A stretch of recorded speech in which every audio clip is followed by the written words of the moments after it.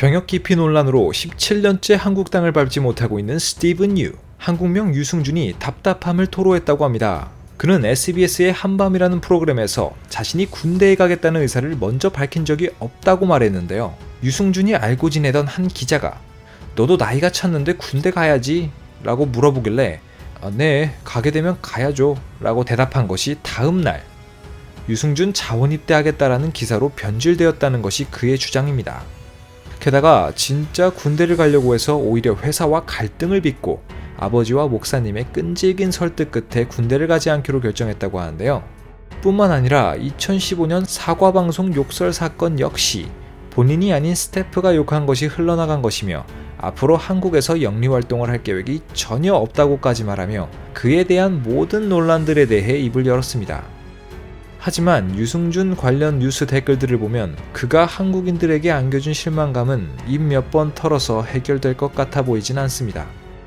그동안 상가에만 적용되던 계약갱신 청구권이 앞으론 주택에도 적용될 확률이 높아 보입니다. 현재 상가 임대차에 대해 최장 10년의 계약갱신 청구권이 시행 중인데 이것이 무엇이냐 하면 임차인이 임대차 기간 만료 6개월에서 1개월 전까지 계약갱신을 요구할 경우 임대인이 정당한 사유 없이 거절하지 못하게끔 법적으로 임차인을 보호해주는 것인데요.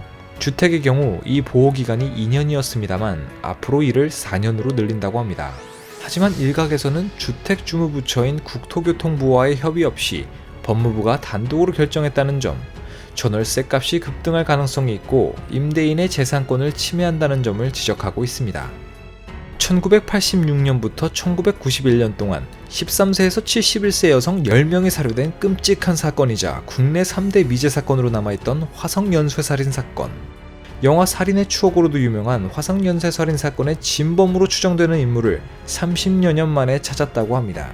피해자의 옷가지에서 나온 제3자 DNA와 현재 교도소에 수감되어 있는 한 수감자의 DNA가 일치한다고 하는데요.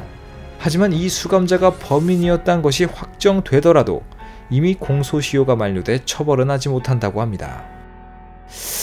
그나저나 이 수감자가 진범이 맞다면 지금은 무슨 죄목으로 또 깜빵에 가 있는 것인지 궁금하네요.